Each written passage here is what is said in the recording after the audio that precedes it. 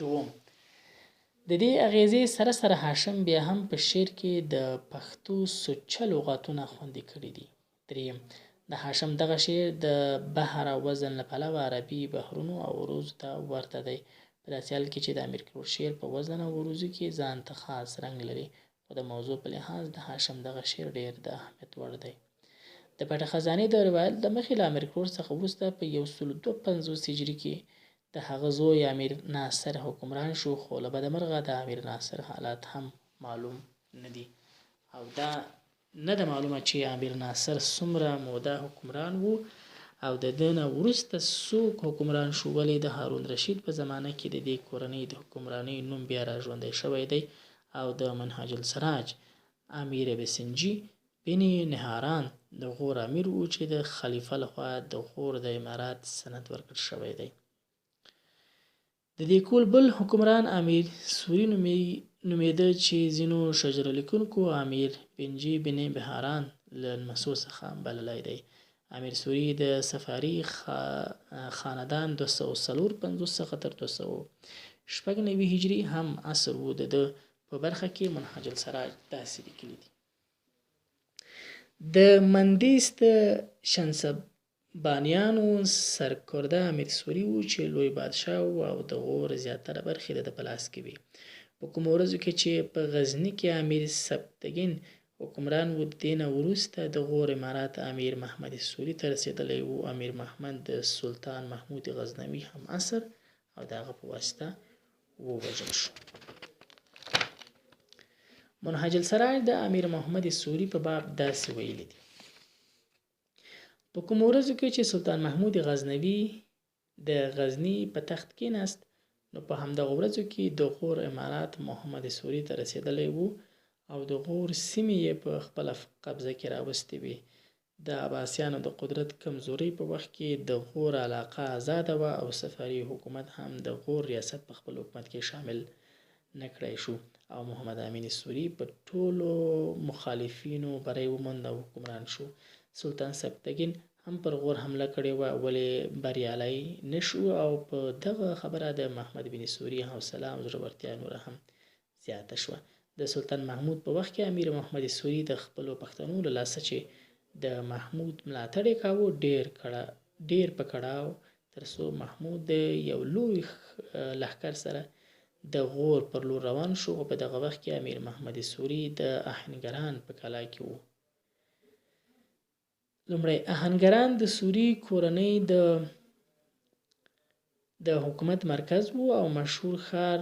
په غور کې بلل کېده. د محمود فوځونه د کلا پر شاوخوا را وګرځېدل او ډېرې ورځې جنګونه وشول، ترڅو په پای کې صلح وشوه او امیر محمد د کلا څخه د باندې راووت او سلطان محمود هغه سره نازواني وکړه او غزني ته یې ولېږه. ځینې آثار دا هم وایي کله چې امیر محمد سوري محاصره شو، نو هغه له غیرته په لاره کې زهر وخوړل او مړ شو.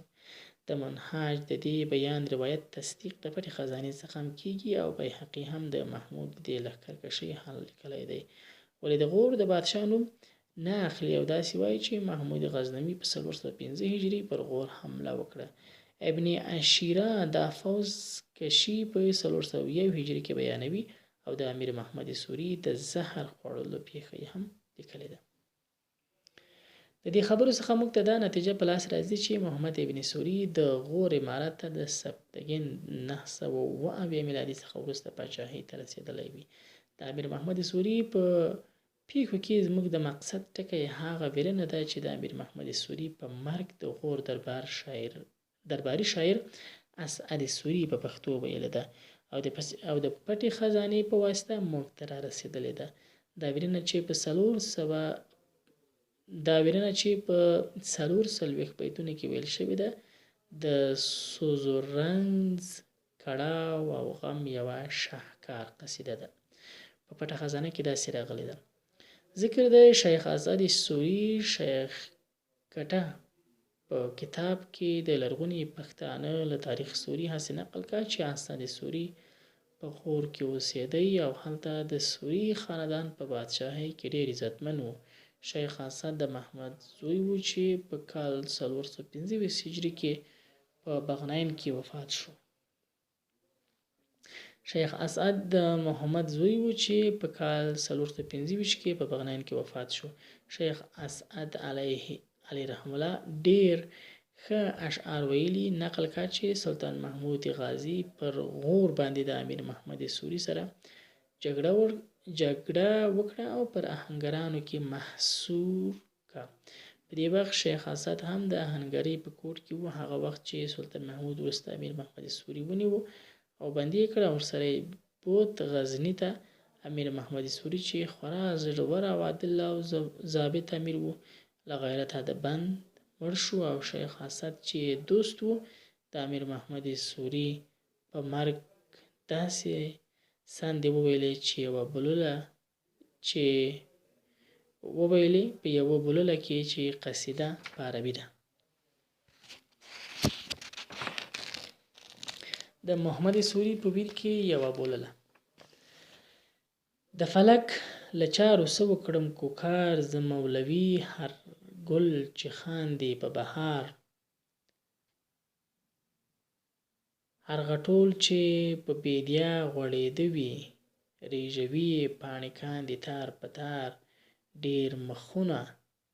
د فلک څپېړې شنه که، ډېر سرونه که تر خاورو لاندې زار، د واکمن له سره خول پرې باسي مړ شي، د بېوزلو وینې توی کاندي خونخوار، چې له برمه یې زمري یې زنګلو کې، له اکوبه یې ډار تېرو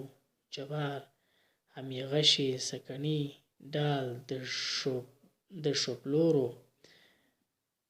رستمان ځینې جغت کاندي په ډار، چې ملاوې نه لګېږي په غښتلیو، دا فلک پروا څه کاري ګزار، په یوه ګردښت یې پرې باسي له برمه، نه یې غشي نه لیندۍ وي نه یې سپار، نه ترې څه ظلم کاندي ای فلکه، څه تېرې څه ظلم کاندي ای فلکه، ستا له لاسه نه دی هېر ګل بې له خار، په وژلو لورونه کړې په زړه کراړیه، پر نتلیو اوروي د غم ناتار، هېڅ روغۍ مې په زړه نسته ستا له خاوره، بېلوي په ژړا ژړا مین له یار، له تېریو دې اوښکې څاڅي له وریځو، ځینې ژاړي په ورټ ستا له سنار، نه په لاس واخلي له زوره نه بلوري، نه به ملا کړي له بېوزلو له ترار، نن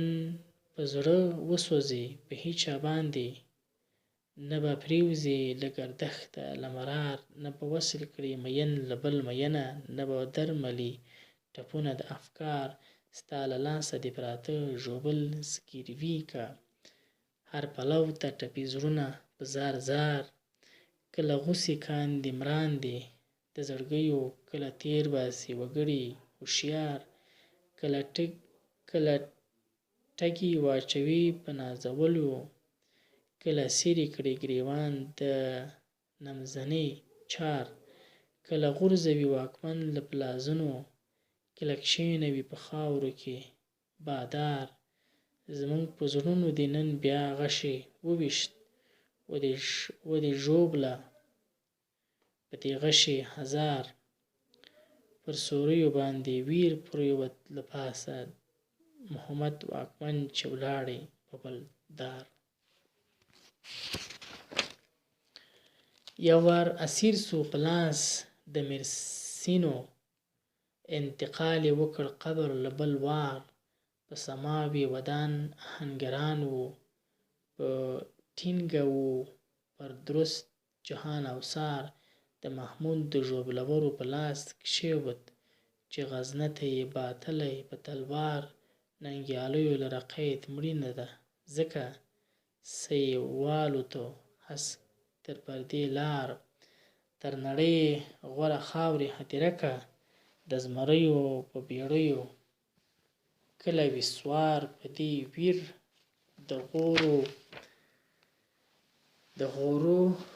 د غور وګړي تور نمرې شول، په دې ویر رڼا تیاره سوله د ښار ګوره ساسې رڼې اوښې له دې غرونو دا کړنګې ساندلي په شوره هار نه هغه زرغه د غرونو د بیدیاده نه د زرکیو په مسا دي کټهار نه غاټول بیا زرغونیږي په لاښونو نه بامي بیا مسیدکه په کوهسار نه له غرجه بیا راځي کاروان د مشکو نه رادرومي غور ته بیا جوپې د ښار د پسرلي اوره تودې لوښي تویند مرغلرې په نیسان نه کړي نثار دا پسه چې محمد ولاړل د نړیه په ویرنه یې سوغورټول سوګوار په ویرنه یې سوغورټول سوګوار نه ښکارېږي هغه سور د سور په لټو نه ځلېږي هغه لمر پر دې دیار چې په نجلینو په نڅا پکې خنداله چې په پیغلو کار تنډ قطار قطار هغه غوریه ویر ناتار د واکمن کښېوت هغه غوریه ویر ناتار د واکمن کښېوبست هغه غور سو د جاندم غوندې سورار لاس دې مات شای فلکه چې دې وکه محمد غوندې زمري د مړینې ښکار شین زړګی فلکه ولې لا ولاړې ای د غور غرونو پسه نه سوې غبار مځکې ولې په رېږدېدلو نه پرېوځي لاندې باندې سر چې ورک سي دا اشعار چې زمري غوندې واکمن ځي له جهانه چې څوک نه کړي په نړۍ باندې قرار سخت په دا ای محمده د غور لمر وې په نړۍ به نه وي ستا د عدل ساز ته پر ننګه وې ولاړ په ننګ کې مړ سوې هم پر ننګه دې په ننګ کازان جار که سوري دې په تګ وبر کاندي ویرمن سول هم په ویاړ ستا په نوم ستا په ټبر په جنت کې دې وطن زموږ واکمنه هم په تا دې وي ډېر لور د غفار د لغتونو معناګانې فریاد پژمرده کوي مړاوی کوي تار په تار دبدبه ریږدي جلال تېری کوونکی ظالم غوسوي جنګي تېښته یا ځغاسته سپر غمجنو سخت سلامتي تاراج فریاد یا ژړا د ژړا حال ظلم د لورینې په معنا ملګرتیا وارخطا مضطرب علاج به ونه کړي د مریضي فریاد ژړا د زړه رګونه صاعقه عابد تخت زخمی کول د سم له ریښې څخه عدل انصاف د ټیک له ریښې څخه د عدالت په معنا ښکاره ګرفتار شو ونیول شو د تللو په معنا سا یا روح زولانه صبر خو اوس نه ویل کېږي لباس کالي ابشار ژړا لوڼې وای زرغون والی خندا لاښونه کمر ګل غرجستان قافله د لښکر مشر ماتم 50 ځمکه 51 رقص یا ګډه 52 دوزخ 53 د دوبي سخته ګرمي 54 خوشایا 55 ساره یا مثال 56 قربان 57 غمجن 58 خاندان 59 ځای 80 مهرباني پیرزوینه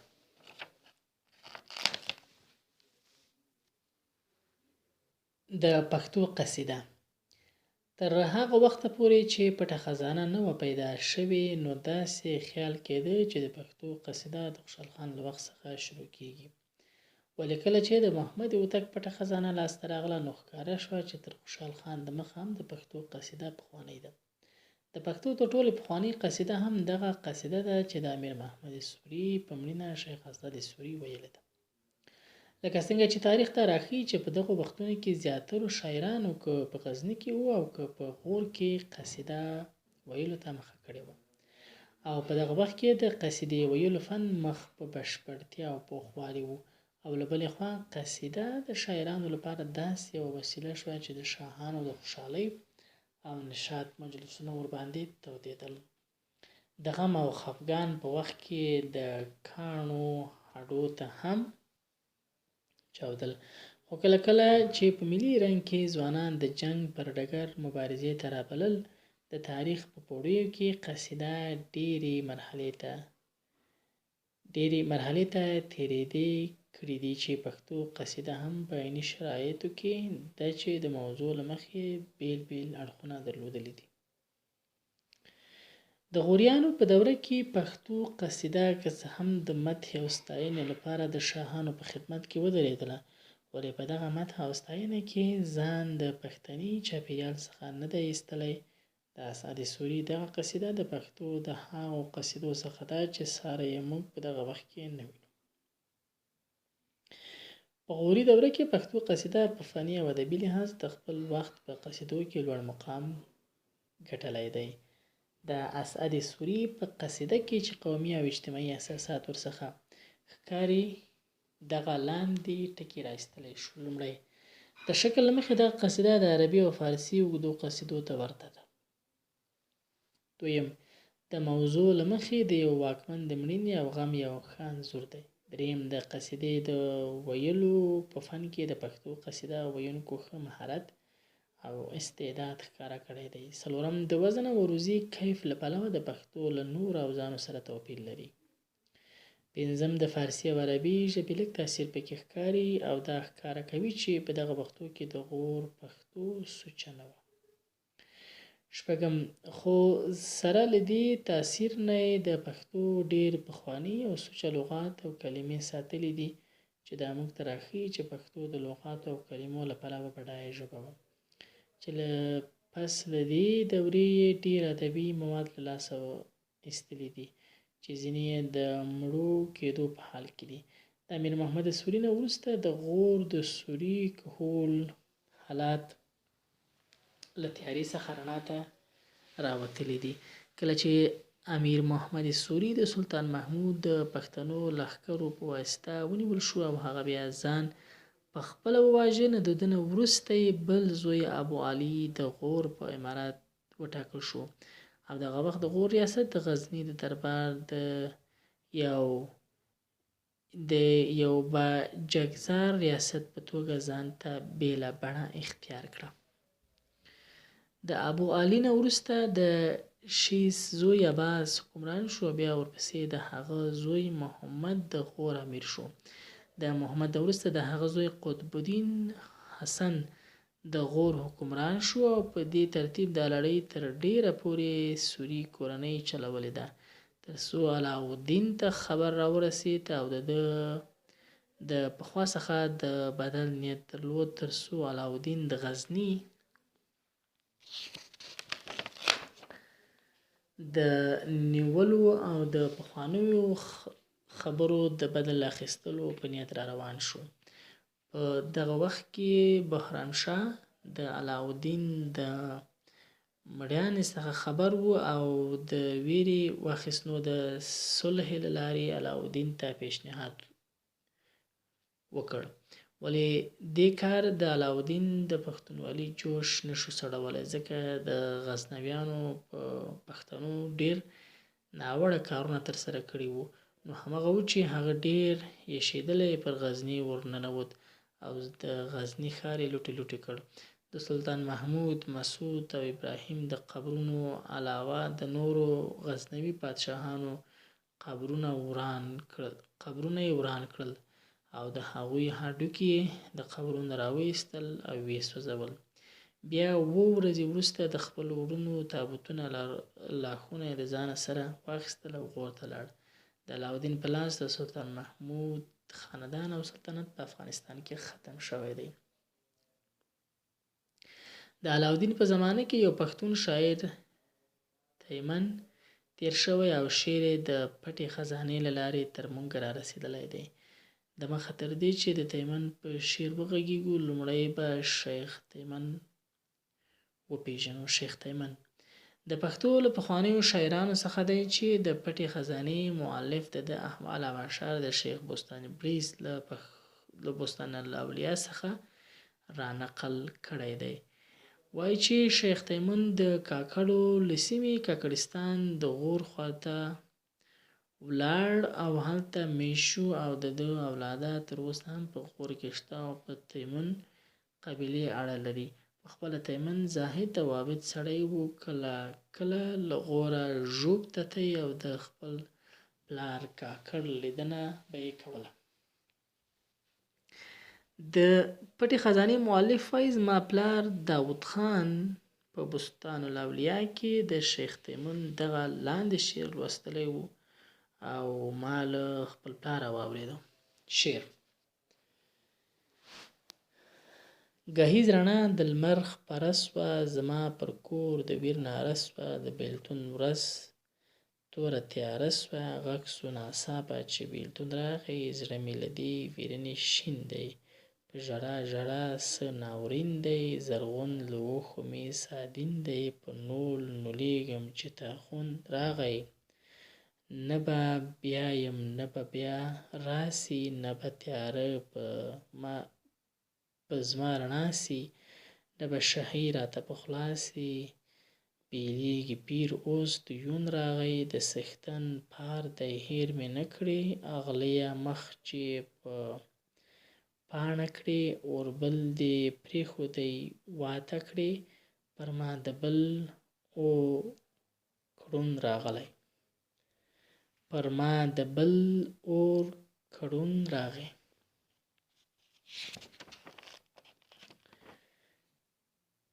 لومړی غم، دویم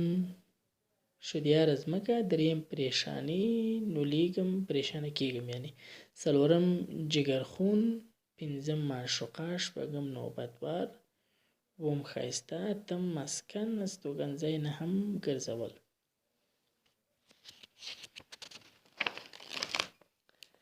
د شیخ تیمن دغه یو شعر چې زموږ لاسته راغلی دی د پښتو په پخواني شعرونو کې د مینې او محبت یوه ښه نښه بلل کیږي او شاعر د طبیعي چاپیریال یو مهم اړخ څېړلی دی چې په هغه کې د بیلتون څخه ویره احساسوي. د پښتو له دغه شعر او داسې نورو شعرونو څخه چې د بیلتون او سفر په وخت کې ویل شوي وي د پښتنو د اجتماعي ژوند ځینې مهم خصوصیات په ډاګه کوي. د پښتني ټولنې ادبي اثار او اشعار خصوصا ولسي سندرې که مطالعه شي هلته د مسافر حالات، سفر، بیلتون، قاصد، پیغام او داسې نور د حسرت نه ډک مفاهیم لیدل کیږي. د علاوالدین له مړینې وروسته د هغه زوی سیف الدین محمد د غور امیر شو، ولې هغه ډیر ژر د خپل سپهسالار عباسي له لاسه ووژل شو. په دې توګه د علاوالدین کورنۍ پای ته ورسېدله.